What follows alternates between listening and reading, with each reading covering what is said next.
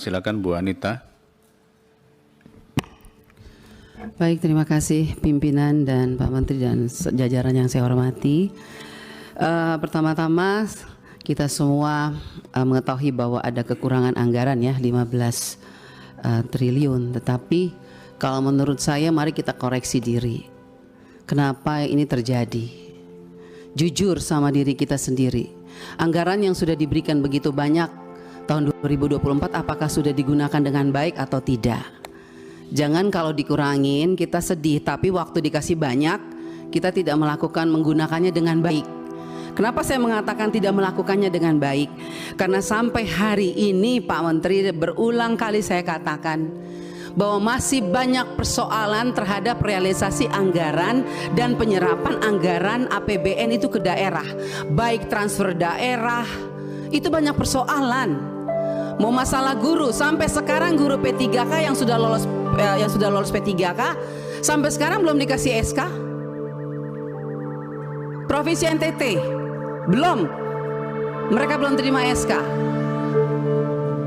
Kedua, guru-guru daerah terpencil masih banyak yang belum terima juga tunjangannya.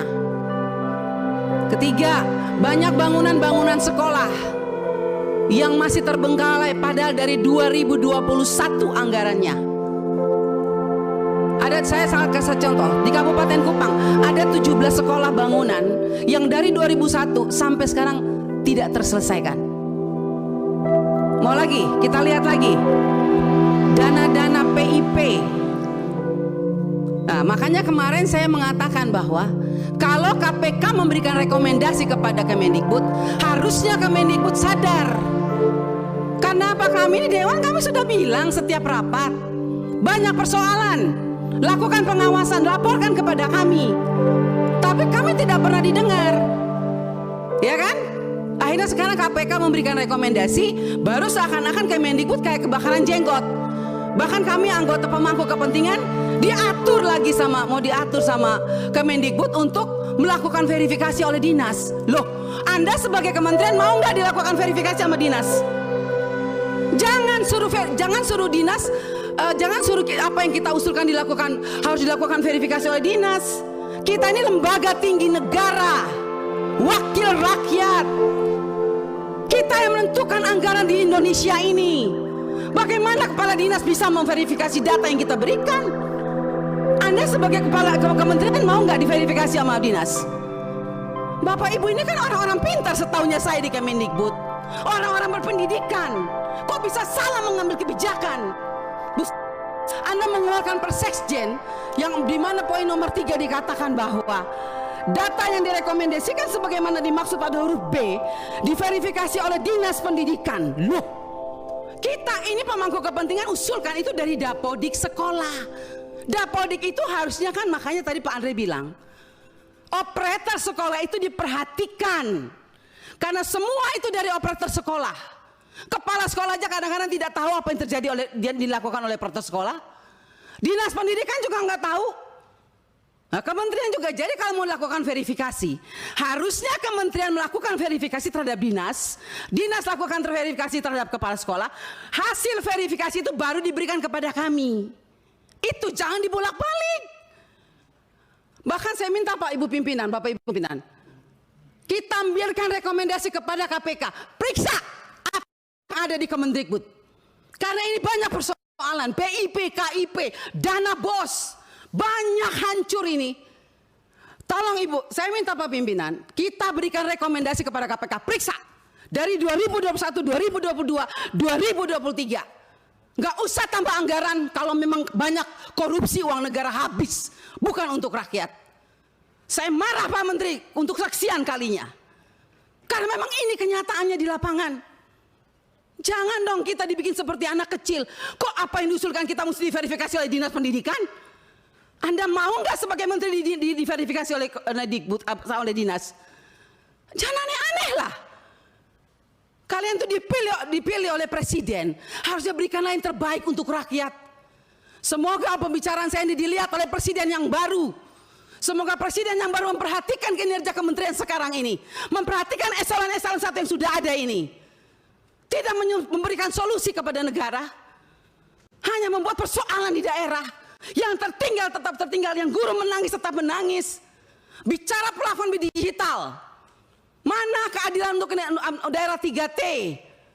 Enak daerah-daerah yang sudah ada internetnya diberikan terus, tapi kita yang daerah 3T yang tidak ada internetnya dibiarkan begitu saja.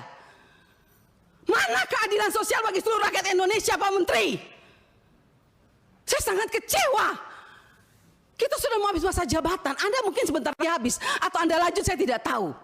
Tapi saya puji Tuhan, Tuhan dan rakyat masih memilih saya kembali. Dan sampai ini, apapun yang terjadi, kita yang terpilih kembali, kita akan tetap memperjuangkan keadilan dan kebenaran untuk kemajuan anak negeri kita. Bukan untuk kita anggota dewan, bukan. Jadi jangan aneh-aneh punya pikiran negatif terhadap wakil rakyat. Semua data-data yang kita pilih itu adanya di Dapodik sekolah. Perhatikan dong operator sekolah, perhatikan kepala sekolah, perhatikan dinas. Jangan hanya urus yang besar-besar triliunan, tapi begitu sampai di bawah tidak pernah diperhatikan. Omong kosong semua ini. Saya setuju KPK memberikan rekomendasi. Bila perlu kita berikan rekomendasi kepada KPK, periksa Kemendikbud. Biar kita lihat siapa yang bobrok, siapa yang mencintai negeri ini sebetulnya. Wakil rakyatkah atau mereka?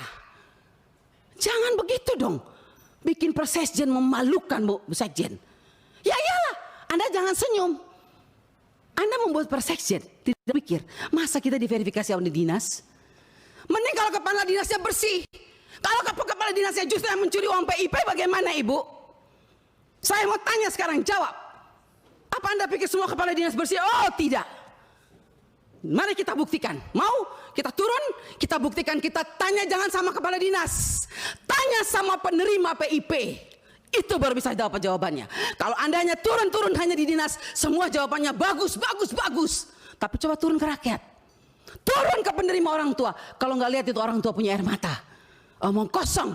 Nama ada, SK ada, uang nol. Sampai hari ini. Baik. Jadi kalau kita mau bicara soal anggaran, Pak, jangan ditambah. Tuhan juga tidak ingin semua uang negara ini hilang. Saya yakin dan percaya sampai ini anggaran turun. Karena Tuhan itu lihat air mata orang miskin. Jadi kalau anggaran turun jangan marah. Mungkin inilah kehendak Tuhan supaya kita koreksi diri. Stop dan bertobat. Kalau mau lihat bangsa ini baik dan lebih maju. Terima kasih pimpinan. Baik, terima kasih. Saya tidak akan bertanya karena sudah diwakili oleh Ibu Anita. Saya lanjut kepada berikutnya fraksi PKS. Silakan.